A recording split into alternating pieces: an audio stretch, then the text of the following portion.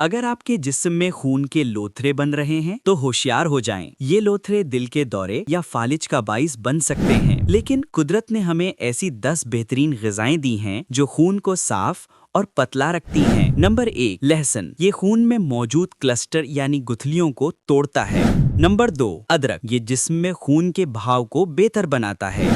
Number 3, हल्दी। इसमें कुदरती एंटीकोएगुलेंट खुसूसियात हैं, यानी ये लोथरा बनने के अमल को रोकता है। नंबर 4, दारचीनी। ये खून को गाढ़ा होने से रोकती है।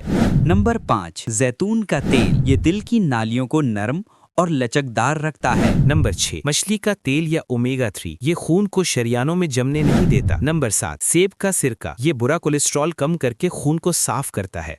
नंबर 8, टमाटर। ये खून के प्लेटलेट्स को आपस में चिपकने और जमा होने से रोकता है। नंबर 9, लीमू। ये खून का पीएच लेवल नॉर्मल करके उसे कुदरती तौर पर पतला बनाता है। और नंबर 10, हरी सब्जियां। इनमें मौजूद विटामिन के खून के बहाव को मुतवाज़िन रखता है। तो याद रखें, इन ग़िज़ाओं को अपनी रोज़मर्रा खुराक में शामिल करें और अपने खून को रवां रखें, अपने दिल और दिमाग को महफूज बनाएं।